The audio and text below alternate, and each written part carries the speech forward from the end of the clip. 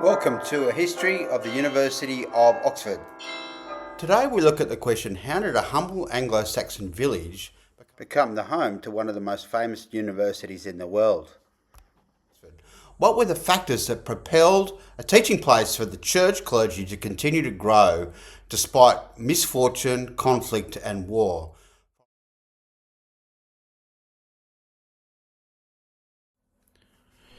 Frideswyde was the daughter of a 7th century sub-king of Mercia named Dida, whose lands occupied western Oxfordshire and the upper reaches of the River Thames.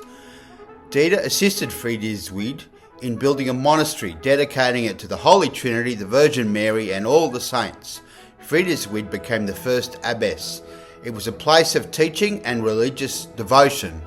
Frideswyde is Oxford's patron saint. In 1869, builders were working on a restoration to Christ Church Cathedral at Oxford when they came upon a stone with an unusual carving. It is believed to be the grave marker of St. Frideswyde. It is now kept at the Museum of Oxford. It features.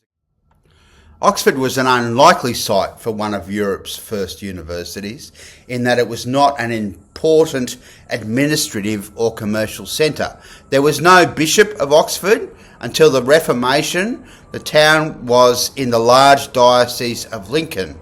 The town itself was founded in the 8th century on the north bank of the Thames River at a point easily forded by Castle, the Oxford.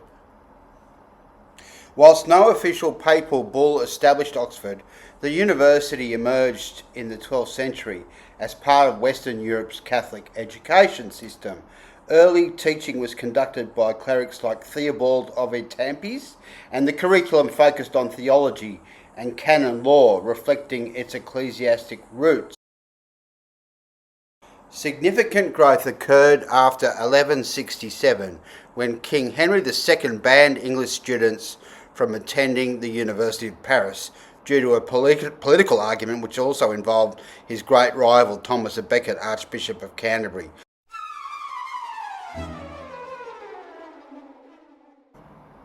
In 1209, a student murdered a young woman from the town.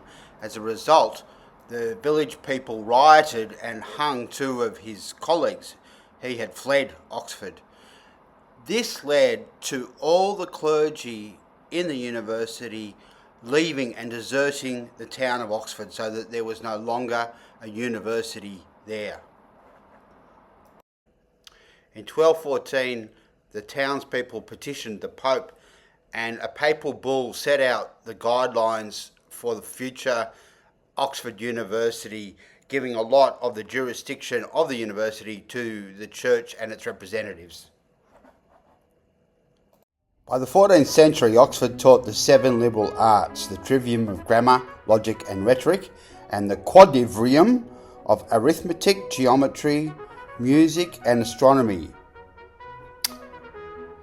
Who was a typical student at Oxford in the 14th century? Well, they were male, 100%. It wasn't until the 19th century that women were able to start attending university. Students were supposed to be 16 before they were allowed to study the 7 liberal arts at Oxford. This was a much higher age requirement than, for example, the University of Toulouse, where students could begin as young as 10. 94% of students at Oxford were English. That resulted in Oxford students being separated into 2 regional groups known as nations. These nations were Northerners, which included Scottish students, and Southerners, which included Welsh and Irish students. The St Scholastica Day rite took place in Oxford on the 10th of February 1355. The disturbance began when 2 students from the university complained about the quality of wine served to them at the Swindlestock Tavern, which stood at the crossroads now known as Carfax, in the centre of the town. The students quarrelled with the taverner, and the argument quickly escalated to blows. The inn's customers joined in on both sides, and the resulting melee turned into a riot. It continued over 3 days, with armed gangs entering the town from the countryside to assist the townspeople. University halls and student accommodation were raided and some inhabitants murdered. Around 20 townsfolk were killed and up to 63 members of the university. It's partly for increased security and partly just to have a better atmosphere to study that the first purpose-built colleges came into being. One of the first one being a mob quad, Merton College, which was completed in 1310.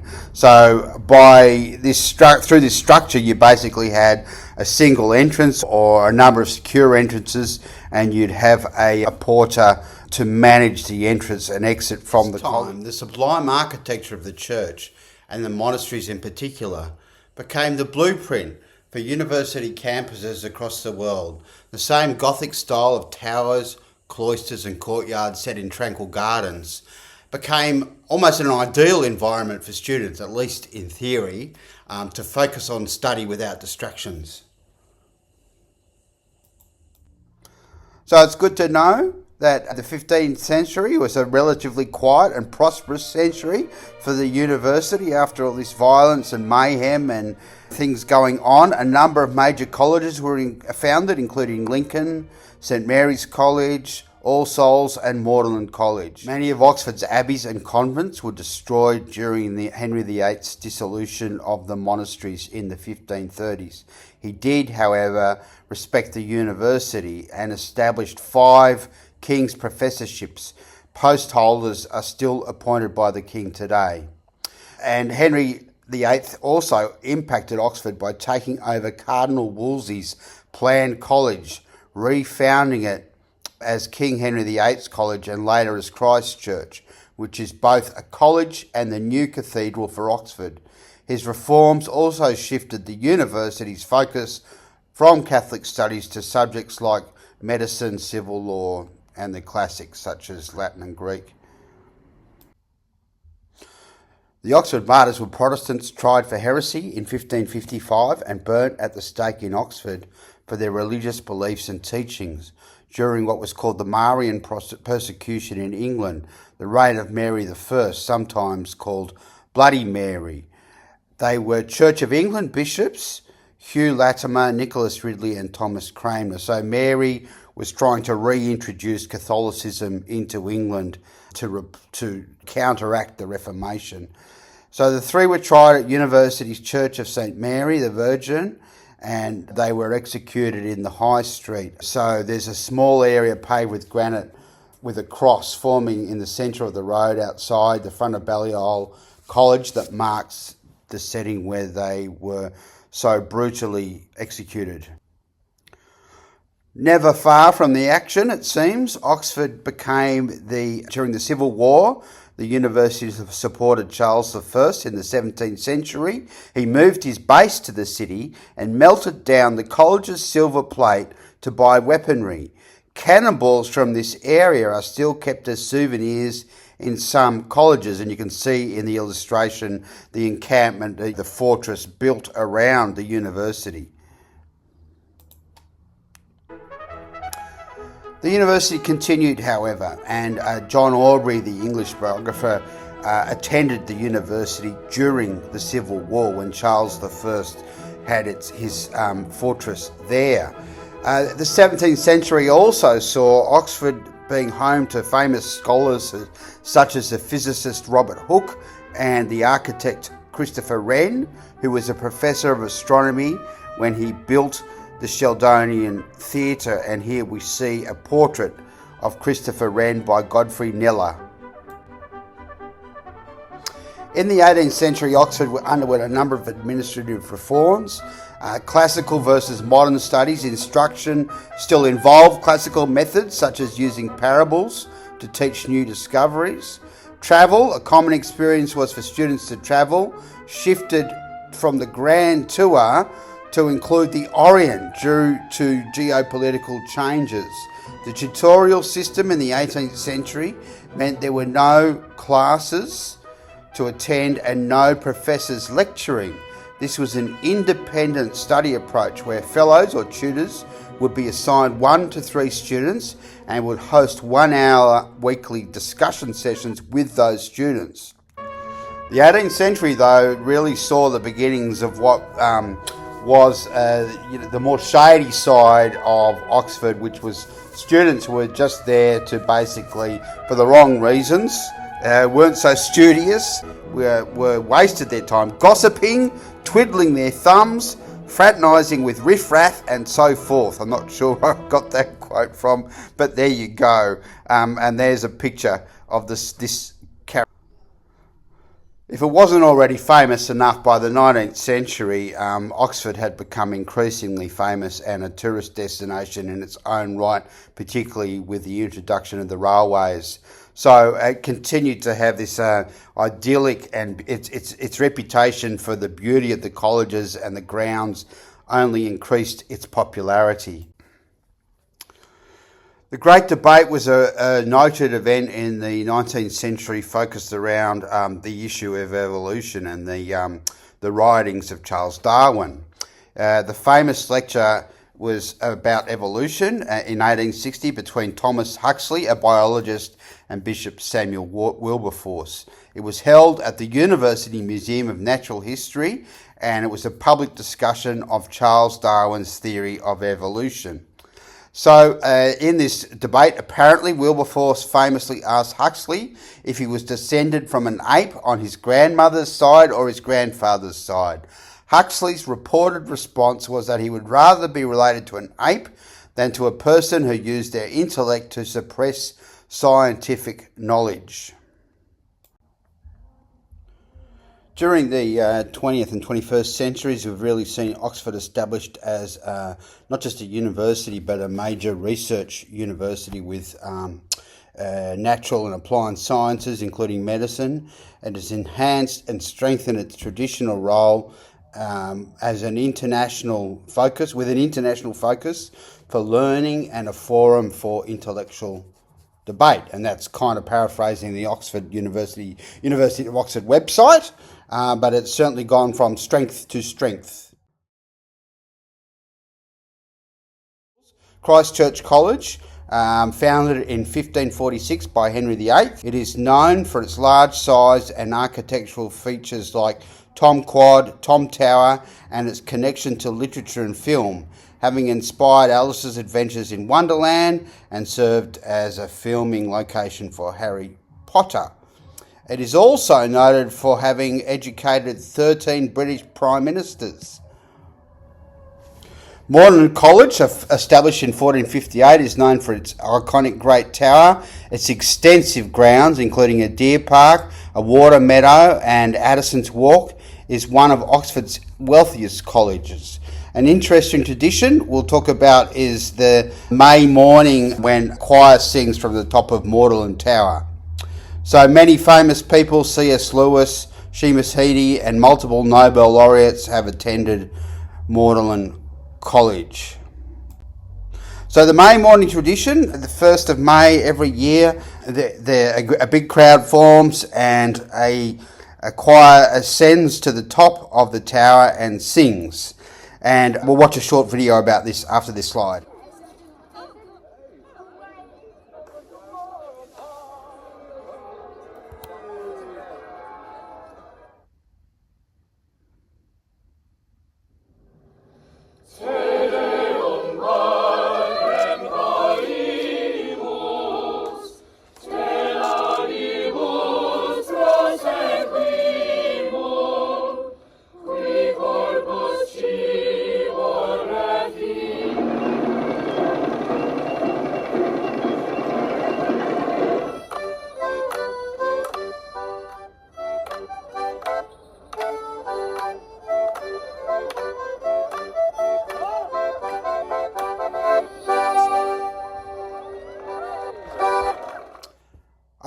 I stayed at Magdalen College briefly in September 2025, and here's a photograph of the dining room. This is a photograph of just an example of the beautiful grounds at Magdalen College. It's amazing how you step off the busy high street and through into the college, and suddenly you have this very tranquil, peaceful setting.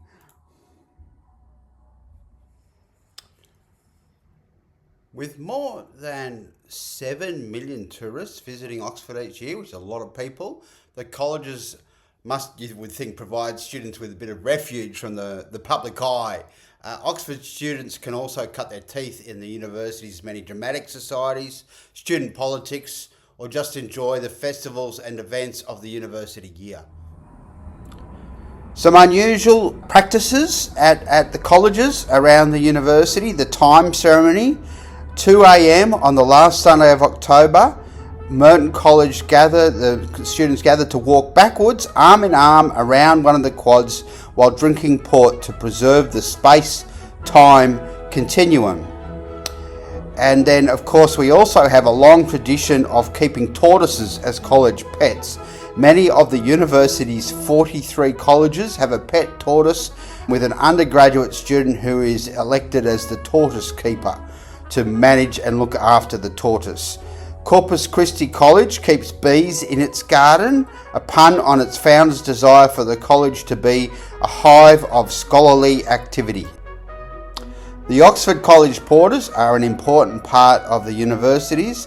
They manage the entrance and exit and help people with their inquiries and so on and so forth. There's nothing that students can't surprise us, one porter said in a recent interview.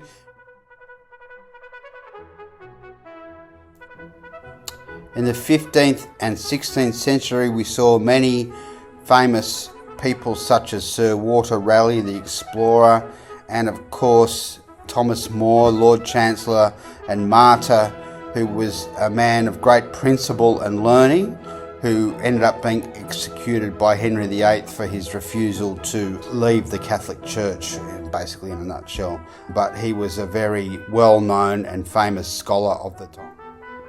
In the 17th and 18th century, we saw people such as the historian Edward Gibbon, the astronomer Edmund Halley, Halley's Comet is named after him, of course, Adam Smith, the political economist, and Christopher Wren, the architect. In the 19th century, there were a number of prime ministers, and there were a number of literary figures, particularly Oscar Wilde, playwright, poet and author, and a number of women, including Eleanor Rathbone, who is a politician and social reformer, and Emily Wilding, the suffragette. So some specific women from the 19th century: Gertrude Bell was an archaeologist, and Eleanor Rathbone I mentioned. She was an independent British Member of Parliament and long-term campaigner for family allowance and women's rights. Here are some famous Oxford students from the 19th century: Ewart Gladstone, who went on to become Prime Minister, and Oscar Wilde on the right. I've thrown together a bit of a table here to show just the range of people who became renowned from Oxford in different fields such as science, philosophers, authors, politicians, actors and other. So, for example, the inventor of the World Wide Web, Sir Tim Berners-Lee, was an Oxford student. J.R.R. Tolkien, the author of The Hobbit and The Lord of the Rings, was educated at King Edward's School, Birmingham, and he gained a scholarship to attend Exeter College at Oxford to study classics. In 1925, he returned to Oxford with his young family and became Professor of Anglo-Saxon. He was at several colleges. He lived in Oxford for most of the rest of his life until he died in 1973. He loved Oxford a great deal, one of those people who really flourished in the university and got a lot from that location. Howard Florey was born in 1898 in Melbourne, Adelaide in Australia. His father was a boot manufacturer and his mother was born in Adelaide. He went to the University of Adelaide and then he went on to England as a Rhodes Scholar. He studied physiology at Oxford and then went on to become an important researcher in the fields of experimental pathology. By far his greatest contribution to science was the development of penicillin or antibiotics as a systemic antibacterial agent, thus inaugurating the antibiotic era. Dorothy Mary Crowfoot was a British chemist known for a number of influential discoveries, including developing protein crystallography and deciphering and confirming the structure of insulin, so very important advances in medicine and the treatment of diabetes in particular. She was a student at Oxford. Many actors have cut their teeth as students at Oxford in acting, and here we have just a couple of them. Hugh Grant, born in 1960, and Felicity Jones here as a sort of in Star Wars as a woman of action. Felicity Jones, who studied, I think, English literature at Oxford. More prime ministers than you could poke a stick at, basically, of England. Prime ministers of England from the 20th century: Keir Starmer, Rishi Sunak, Liz Truss, Boris Johnson, Theresa May, David Cameron, Tony Blair, and Margaret Thatcher. In terms of Oxford today, the university is divided into has three terms: Michaelmas, Trinity, and Hillary. In the middle. Place that one in the middle. The year has many, throughout the academic years, there's high-profile lectures, there's events and sports fixtures, there are honorary degrees awarded, and there's a whole extracurricular sport and entertainment and drama, boat races and varsity cricket, rugby and football, etc., etc., etc. The libraries of Oxford are quite amazing. 12 million printed items, over 80,000 journals and outstanding special collections, rare books, manuscripts, papyri, maps, music, art, and so on. Members of the public can explore the collections through the Bodleian Library's online image portal, and there are many buildings that make up the library, including probably the best known, the Radcliffe Camera, which you can see in this image here. University libraries hold a store of knowledge that equips students to absorb information and develop their own thinking. From the age of the Enlightenment in the 17th century, students have had the opportunity to learn new methods of research, such as scientific methodology in the quest for knowledge, hopefully for the betterment of mankind.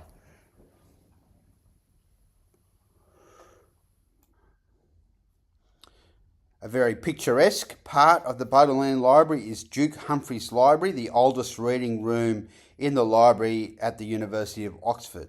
It is named after Humphrey of Lancaster, 1st Duke of Gloucester, who donated 281 books after his death in 1447. The university has seen many styles in architecture, although you would have to say the baseline is Gothic architecture, which really make up and give the university and Oxford its great beauty, built out of sandstone primarily, but beautiful towers and quadrangles and so on and so forth. Modern architecture, probably a bit more controversial. On the right here we can see, I think they're called the beehives, and there's an article that I had a quick look at called "In Defence of Oxford's Ugliest Architecture." So post-World War II, there was an expansion in the university's buildings, and some of these buildings were postmodern architecture, not so popular with many people. So just following this, we have a quick video extract talking about New College, built in the 14th century, and the significance of that. The cloister of New College is one of those places where you can actually feel that you are standing in medieval Oxford, with its oak roof, its windows in the latest perpendicular style built of Cotswold stone. The cloisters has hardly been changed since the day it was built. It's steeped in college history. The walls are lined with the memorials of famous members of the college, and it's a roll call of English science and humanities over the century. But what is the cloister? Why is it here? New College, which is hardly new because it's several hundred years old, was one of Oxford's grandest foundations in the 14th century. William of Wykeham, who was Bishop of Winchester and therefore one of the richest people in the realm, was a servant of Edward III and had overseen the building of Windsor Castle. And here at New College, he built on a very grand scale. His hall and chapel are built, as it were, after the model of Windsor Castle, where in the A number of films have been made around Oxford and Oxford University, as in Oxford being the university being a setting. Some well-known ones are Brideshead Revisited, based on the novel, and another one is The Riot Club, which is described as a thinly veiled version of the real-life Bullingdon Club, a scathing indictment of unearned privilege. These are some of the novels amongst many that have been set in and around Oxford. Brideshead Revisited, very famous by Evelyn Waugh. Dorothy Sayers wrote one called Gaudy Night, a sort of a whodunit in Oxford. And Towers in the Mist is an interesting book by a writer called Elizabeth Gouge, which is based on a fictional student in about the 16th or 17th century in Oxford. In terms of entrance as a student, it was quite ad hoc up until the 19th century and often depended on knowing the schoolmaster or having a recommendation. During the 20th century, there was a general exam introduced and a subject-specific exam. 21st century is a very rigorous process. You need to get very good academic results in your GCSE, I think it's called in England, and then you have a series of interviews. For postgraduate, they look at it's a little bit more in terms of what you've achieved in the academic world as well. Here's some interesting references if you want to have a look at these. Museum of Oxford, the University of Oxford website, some history books there that I've mentioned that I've used throughout this presentation. Here's a few more references that you might find interesting alongside the ducks. There's nothing quite like merchandise around Oxford if you're interested in having a souvenir of the University of Oxford. So here we have a scholarly duck and a boating duck. There's a lot of excellent and very detailed online podcasts and documentation, a lot of digital stuff from the Bodleian Library that are well worth having a look at. So that's pretty much it, a short history of the University of Oxford. Thanks for listening. Please subscribe to Bookstack Histories on YouTube. Thank you.